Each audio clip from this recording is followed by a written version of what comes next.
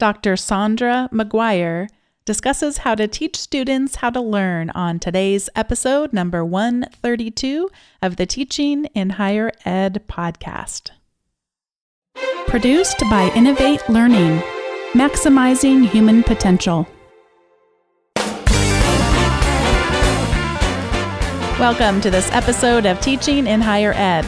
I'm Bonnie Stahoviak, and this is the space where we explore the art and science of being more effective at facilitating learning. We also share ways to increase our personal productivity so we can have more peace in our lives and be even more present for our students.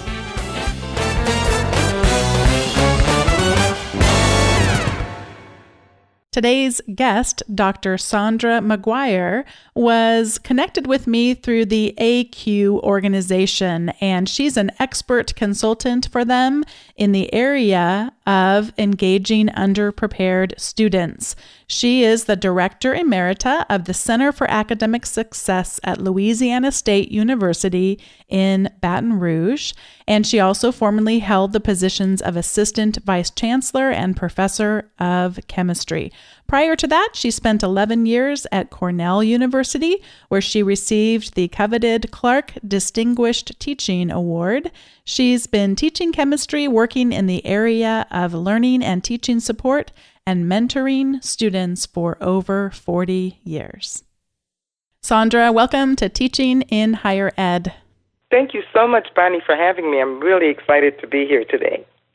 I know that you have had a great career in higher ed, and one of the things, just one of many, that you have really learned to stress is how important it is for us to really be teaching our students how to learn. Saundra, can you tell me when that first started to have you see in your career just how important that is? Yes. Well, actually, I can tell you that teaching students how to learn or effective learning strategies, I really didn't know the importance of that and start to do that with students until I got to LSU, which was about the 30th year of a 43-year career. And so I didn't always know this. I was a chemistry professor, and I always knew the importance of helping students understand concepts and recognizing that there were concepts beneath concepts and that they needed to know the between-the-lines information. But the idea that you could actually teach them how to learn was something that came to me relatively late in my career. And I can tell you, in fact, when I first heard the term teach students how to learn, which is ironically, I guess, a little bit the title of the book, when I first heard that phrase, I really thought that was the most nonsensical phrase on the planet. I'm thinking, teach students how to learn. How are you going to do that? If they don't know how to learn and you teach them how to learn, they're not going to learn it because they don't know how to learn. And cyclical, so it yes. It didn't make any sense to me. But now I understand that that means teach them the learning process, teach them that learning is not an activity but a process. It's not something you do the night before a test. And it was actually when I came to LSU as director of the Learning Center there that I started to really be responsible for talking to students about increasing their learning. And I started reading a lot of information, and there was a wonderful learning strategist who was there, Sarah Baird, who was fantastic. And she really taught me a lot about this. And when I saw some of the things that she was doing with students, and I started reading everything I could get my hands on, and I started trying out these strategies, but I could tell you that initially I didn't really think they would work. I thought the strategies were too easy. I didn't think students would do them. But as the weeks and months passed and students were coming back telling me that they had been flunking exams and now they were making A's on the exams, I really became a believer in how easy it is to teach students these fundamentally basic learning strategies that typically they haven't learned by the time they get to college. I think that some of them are almost counterintuitive. And even for us as faculty, we try not to think of ourselves as so far apart from our students that they really can be. Well, I mean, I think one that I know of, which is not necessarily teaching our students how to learn, but just the importance of sleep being one example, that it seems like, well, what big of a deal would it be if I lost out on sleep? That's something that it seems like, the longer I stayed up to study, the better off I would be the next day and more prepared I would be for my exam. So that's kind of one of those exactly. Yes, counterintuitive I remember things. thinking the same thing, and so I addressed this in the book. But the importance of getting enough sleep, of proper nutrition, of getting exercise. There's so many students, especially around final exam time, when they are in cram mode and they have so much to do, and they just give up their gym routine. But we now know that physical activity is really so important to having the brain operate at peak efficiency that these are really important. And as you say, it's pretty counterintuitive because students think, well, the more time I put into this, the more hours I spend on it, the better the outcome will be, when that is really just not the case. One of the techniques that I've been really enjoying using a lot in the last couple of years is retrieval practice. And that's one of those things where they're pulling it out of their heads instead of me trying to cram information into their heads. I'm trying to get them to pull it out of their heads. And that's one of those things I'm actually encouraging them to spend less time, but do it more often. So I'll tell them, I want you every single day for 10 minutes to do this. Not 3 hours for one day, but just every day for 10 minutes, pull out this little flashcards. Yes, and the way that I help students develop a strategy for doing this, well, I start with asking them a reflection question. The question is, would you work harder if you were trying to make an A on a test, or if you knew that you had to teach the information to the class to prepare the class for an upcoming exam? So you were responsible for going over all of the important concepts in the course, paying particular attention to the more difficult concepts to make sure everyone understood. For which task would you work harder? And students always say they would work harder if they had to teach the information. Okay. And I tell them that absolutely that's true for most people. And when I ask them why, they say, well, I have to really know it if I have to teach it. Or they'll say, I need to be able to answer questions.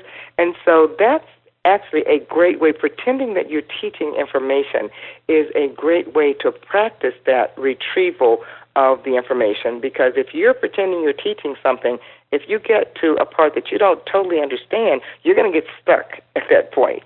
And then you know that you don't totally understand that, and you can go back and you can reread that information or study it again to make sure that the next time you go over this, you are in a much better position to retrieve that information that you thought you could retrieve easily, but when you pretended that you were teaching the information, you saw that that was not the case. One of the things that I know is really important to your work is what we should be thinking about as faculty when students are not doing well. What's the paradigm that we should have, and what are some of the challenges that we have with getting our heads wrapped around that? Yes, well, I think a lot of faculty have the same problem that I had the first 30 years or so of my career, when if I had a student who flunked my first 2 organic chemistry exams, if they came to me and said, well, what should I do? And they thought that they were on their way to becoming a brain surgeon, I would ask, well, what's your backup plan here? I didn't think that they would be able to be successful. But now I think that we really need to take heed to the wonderful work that Carol Dweck, a cognitive psychologist out of Stanford, has done on mindset, and the idea that you have a certain amount of intelligence that you're born with. She calls that a fixed mindset. The other view is that you can grow your intelligence with your actions, and so you can literally make yourself smarter. So you could have an IQ test score of 70 when you're 3rd grade, but then have 110, 120 when you're 10th grade if you learn those things that are tested on an IQ test. And so I think that it's important for us as faculty to recognize that students who may be failing our courses miserably are not failing because they are not capable, but they are failing because they don't have strategies to successfully master the information. And that was new to me, because I really did think that there were certain students who were smart enough to excel in the physics, the philosophies, the economics of the world, and then there were other students who were put on the planet to do something else other than those what I consider those very challenging disciplines. And I now no longer believe that at all. I think that all students have the ability to excel, but many of them need to be explicitly taught the learning strategies which the successful students have learned at some point along the way. It might have been in elementary school. There are now some students who have a study skills course in middle school or in high school where they learn these strategies. But I think it's important for us to recognize that it's very easy to teach students at any level. I've worked with undergraduate students, graduate and professional school students, and these very simple strategies. For example, previewing the material that's going to be covered in class before you go to class. Reviewing what happened in class as soon as class is over so that you can make sure that you're starting that process of moving the information from short-term memory, where it went after you heard it for the first time in class, into long-term memory, where you're going to be able to retrieve that information and use it later on. And when students are taught these simple strategies, which, by the way, most of us faculty, including myself, don't really have the language to explain in detail to students.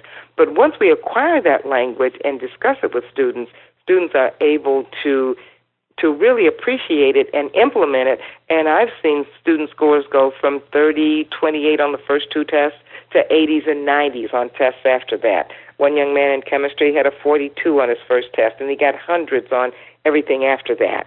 And that was very eye-opening to me, and that's one of the things that I would like most faculty to recognize, that we don't have to tell students, drop the course. We can help them get the learning strategies that will help them excel even if they've been failing miserably.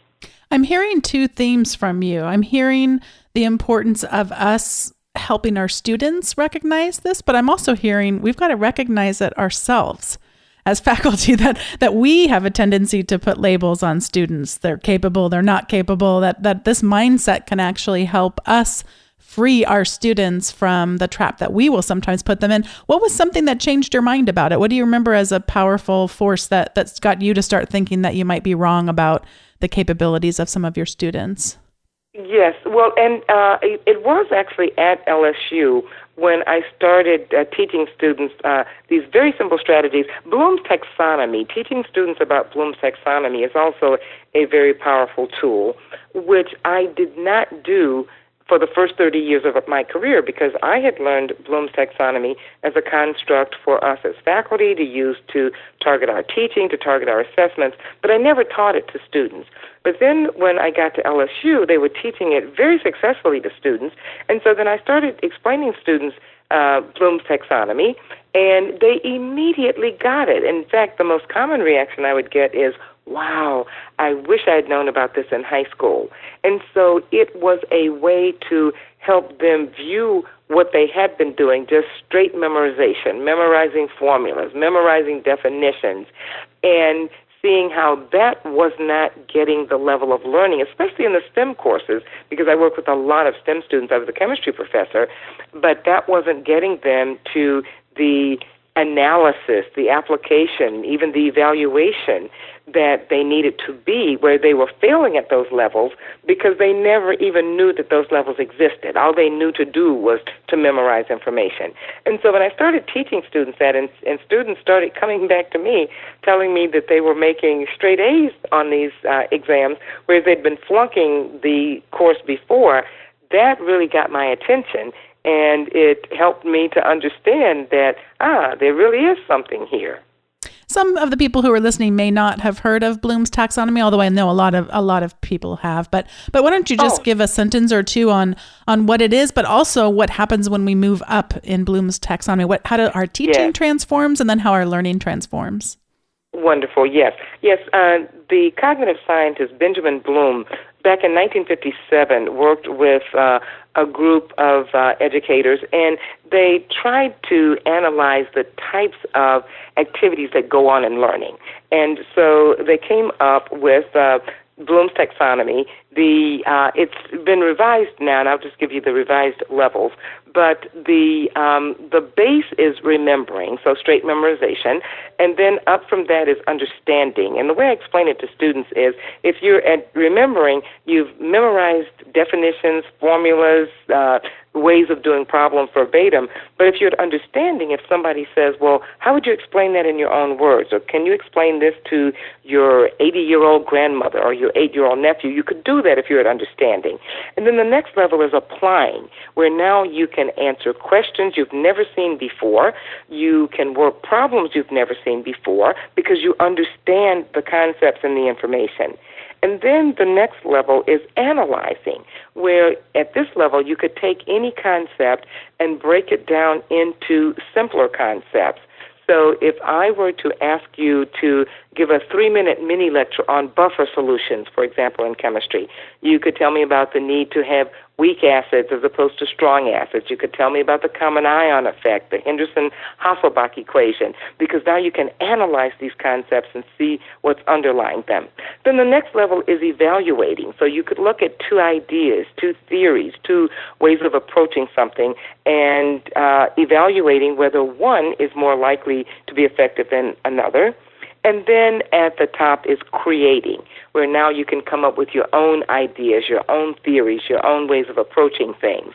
And now let me say that I am well aware that when Bloom developed this, Bloom and colleagues, he didn't really see it as a hierarchy.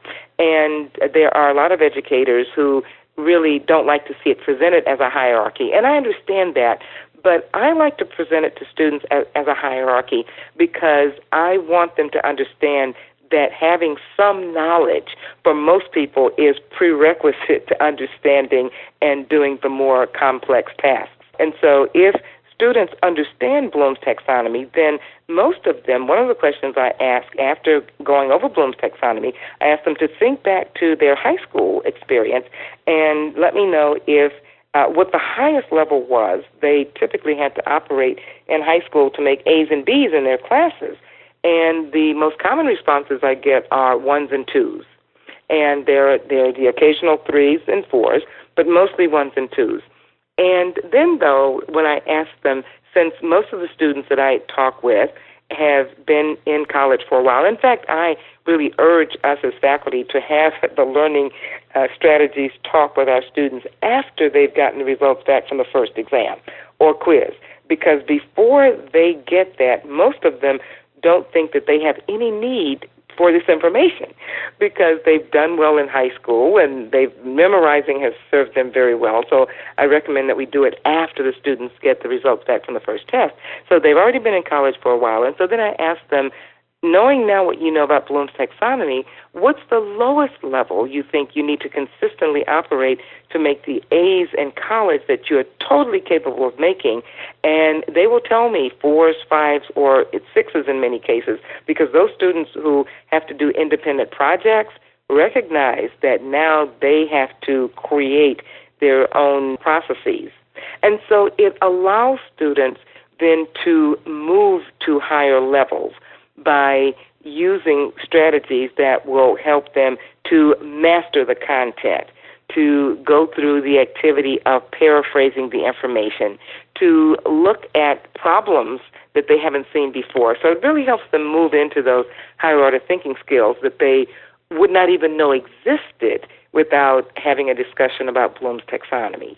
I've had a lot of people critique Bloom's taxonomy as well, and one of the things I've heard people say is that if we're just spending entire classes on remembering and understanding, that we're doing a disservice in terms of motivation, because when we get to creating, that's often where people can have that spark of why this particular discipline might be of interest. And then we might see that we're lacking.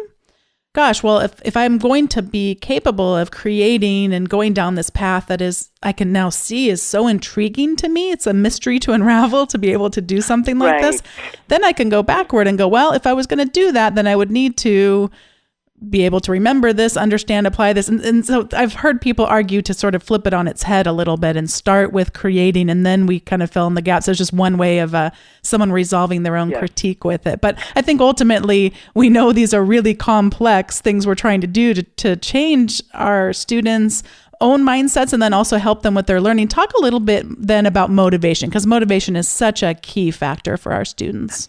Okay, yes, but I want to go back to what you said about Bloom's taxonomy, because I think it's a very, very important point, because I often hear also that the fun is actually in the creating.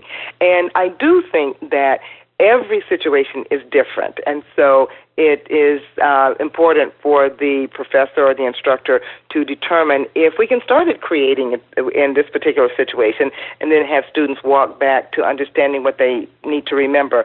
But I find very often that if we start at the higher levels, then students get so frustrated because they can't create, because they don't have the basic knowledge, that it really does kill the motivation. Mm-hmm. And so I find that more often starting with the basic information that they can master and then moving them up the ladder as opposed to starting at the higher levels, that I think we will lose fewer students if we do it that way. Again, not always, because there are certain disciplines, for example, art or certain creative disciplines where students can come up with a very good product without understanding the basic concepts behind what they're doing, and they can walk it back.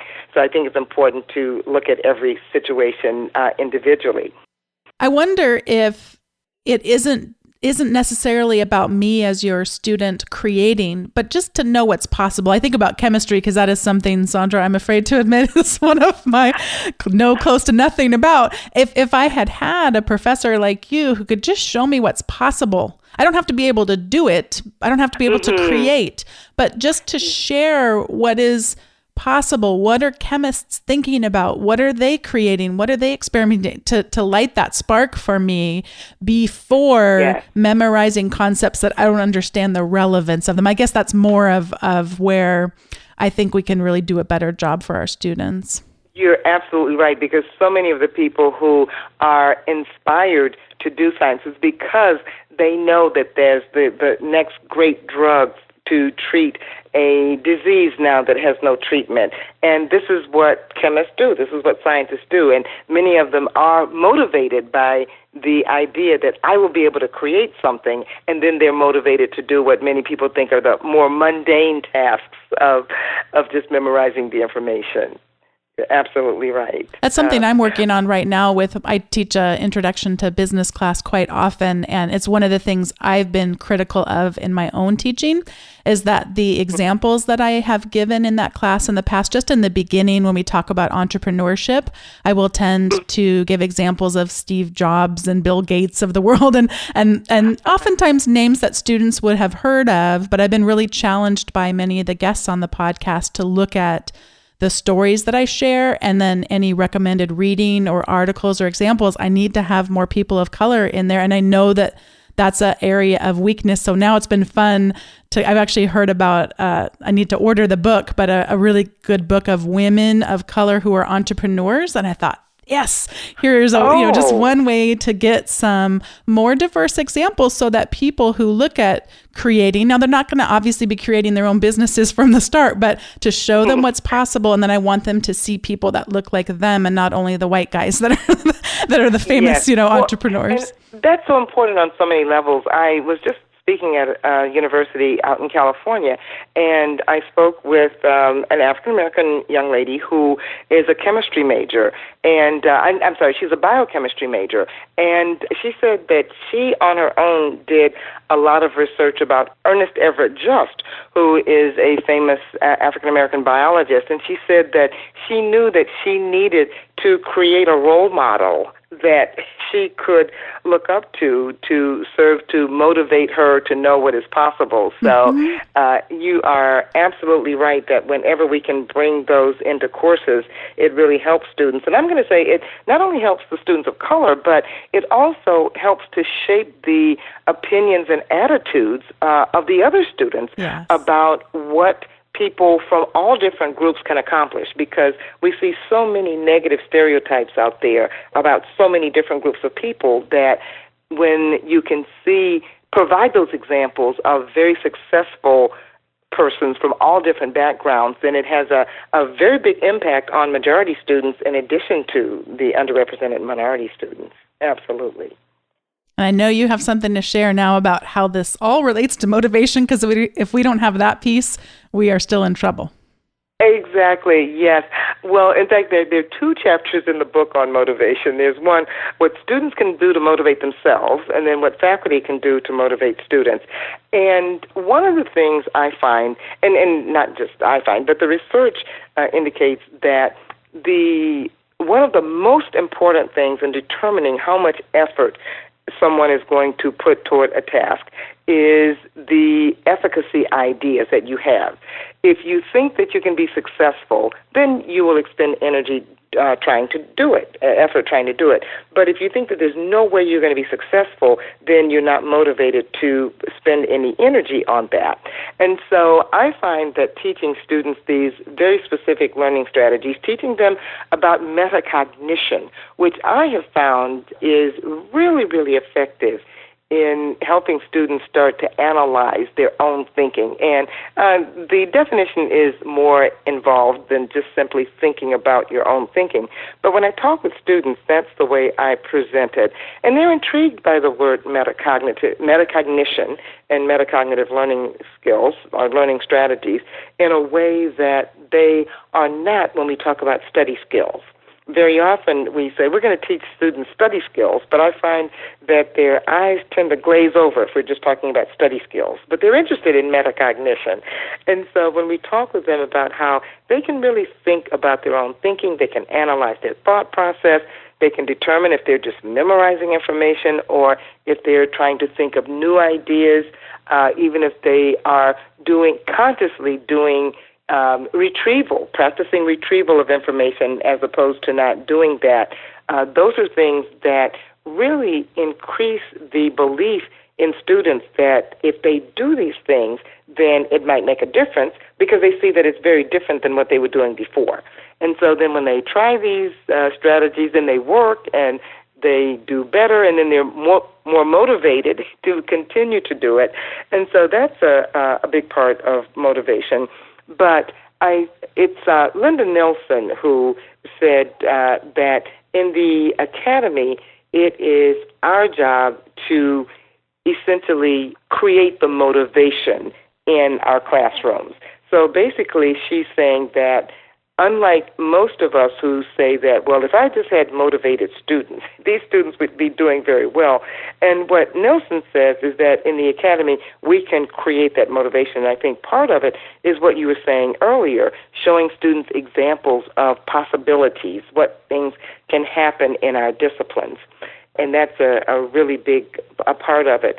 Now, James Ruffini wrote a book, 150 Ways to Increase Intrinsic Motivation in the Classroom. It's a wonderful book, and he wrote it for the K-12 audience, but I find that the strategies of the 150, the strategies that are there directed to high school students are very, very applicable for college students also. And he talks about 5 different things that are very important for addressing motivation, and one of them is that students, like anyone, wants to feel that you're successful. You'll be successful at what you are trying to attempt. One is that people like to have fun with what they're doing. People like to be part of a team effort.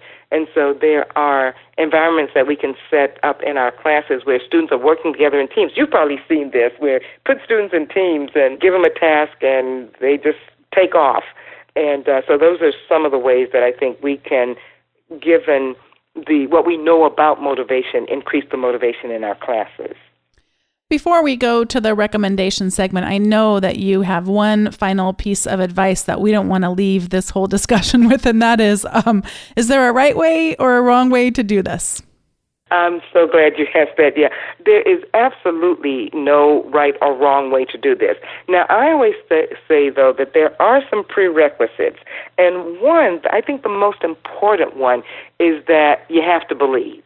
You have to believe that it is possible for a student who is flunking the test, your course 1 week, to ace the subsequent exams or evaluation tools, assessment tools, if we teach them those learning strategies. And as you heard earlier, I did not initially believe that, but I think it's so important because when we believe that it's possible, then we can help students believe that it's possible. And when we can instill a sense of hope and belief in students, then they will do things that they would not do otherwise. So we have to believe that it's true. The next thing is we really do have to have the language to explain to students very explicitly what these learning strategies are. And there's an excellent resource there, Becoming a Master Student. And we can have a link to that, but there are a number of learning strategies. The website for the Learning Center at LSU has lots of assessments and workshops that students can take to get more insight into even things as simple as how do you take a multiple choice test? How do you take an essay test? And I think we have time. I'll just give you one quick tip that so many students have found so helpful. In multiple choice tests, the way most people approach that is they read the question and then they read the possible answers and try to select the correct answer from the possible answer. But a more efficient and effective way to do that is to just read the question and then before you look at any of the possibilities, determine what the answer is. And then when you look at the possibilities, you're looking for the answer that you have already determined is the correct one. And the reason that works so much better is in a multiple choice test, all of the incorrect answers are known as distractors. And so they are there to distract you from the correct answer. But if you know what the correct answer is and then you're looking for that, you're much more likely to be successful on multiple choice tests. And so it's important for faculty to know what these strategies are to be able to teach them to students. And I think the final thing that is a prerequisite is not letting students give up when they have done very poorly. Because many students, I've seen lots of students, so when they flunk that first test, they decide that, oh, I must not be very smart. In fact, I had a young lady in honors chemistry who had made a low D on the first test in chemistry, the first test in calculus, and she told me that she was talking to her mother, and they had both decided that maybe she was high school smart, but not college smart. Oh, no. And this is what happens to a lot of students. And so I think we as faculty have to believe that when we teach students these strategies, that all students can excel. Thank you so much. That was I think I intuitively had tried to have students think about that in terms of multiple choice, but I'm going to go look at that strategy a little closer because I think that's one that I can definitely use in my teaching. This is the point in the show where we each get to share some recommendations. And I just wanted to mention that we were connected via the ACU. It's ACUE, which is pronounced AQ.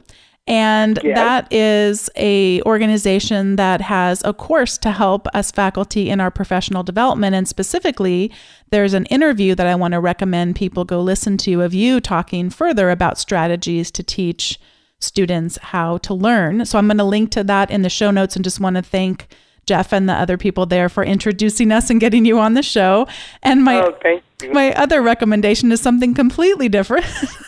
And that is that we are getting to the somewhat stressful time of the semester for many of us. And my husband, Dave, put together a holiday gifts for leaders post, and I'm going to link to that in the show notes. And there's a couple that I really want to call out. They're toward the bottom of his email, or the link I'll be posting to. And this sounds silly, but there's a wonderful handy head massager, which looks like a torture treatment thing, but it actually just massages your scalp really nice. Because when I've been looking at the computer for too long and doing too much grading, my scalp gets really tense, and it's a really, really good one to get some good stress relief that way. And then there's a book, all of these has such funny titles, but there's a book called Yoga for Wimps, Poses for the Flexibly Impaired. And it's very prescriptive. You flip through the table of contents and it'll say, do I have lower back pain? Do I have neck pain? And they're all very easy stretches that you could do in your office or a home office, anything like that just help us target key areas. We want to be more relaxed. We want to re-energize ourselves. It's a really fun way to do that too. So I'm going to be, again, linking to Dave's post. and specifically suggests that you scroll all the way down to the bottom to the categories for health. There's yoga for wimps, there's the head massager, and there's actually a stretching book too. That's a really good one too. So those are my recommendations, and I know you have some for us as well. Yes, well, there are a couple of books. I mentioned already Becoming a Master's Student by Dave Ellis. And there's a book that came out in 2013, The New Science of Learning, How to Learn in Harmony with Your Brain, that was written by Terry Doyle and Todd Zakrzajek. And that is a book that is very easy to read, and students love it, and it helps them really connect the effective learning strategies with what exactly is happening in their brain. And I would like to recommend that. And the link, again, to the Learning Center at LSU, which has a lot of information. But I came across a wonderful article that came out just I guess it was in October, but it's how the stress of racism affects learning. Mm. And, I mean, I knew about the idea, but the actual research that shows that the constant stress that many of our students are under because of the microaggressions that we talk about really can significantly impact learning. This came out October 11th in the New Yorker, and these authors were saying that this is possibly one of the causes of the achievement gap that has not been really looked at before. And I found the article fascinating, and so I'd like to recommend that people take a look at that. Well, Saundra, I'm so glad that we got connected, and you have so much wisdom. I hope this is just your first of many visits to the show, because it's been such a pleasure getting to know you through this and getting to learn from you. I've had a blast, yes, and I would love to come back. And I guess my parting words to faculty out there would be, I spent the first 30 years of my career not knowing anything about it, but the last 13 have been so much fun because of my knowledge of this information and how I'm helping so many more students. And so I really encourage you to jump into this area because it really is very, very satisfying and gratifying. Thank you for motivating us today. Well, thank you, Bonnie. What a great opportunity it was to have Saundra on today's episode, and what a great opportunity it was to have all of you listening. Thanks so much for joining me on this episode of Teaching in Higher Ed. If you would like to make a comment about today's episode, add in your own insights or other suggestions, you can do that at teachinginhighered.com/132.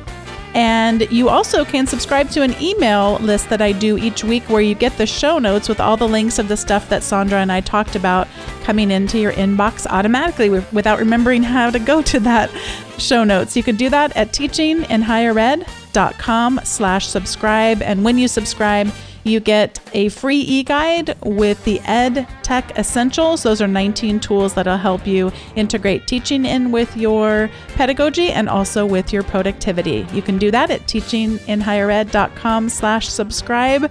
As a reminder, thanks so much for listening, and we'll see you next time.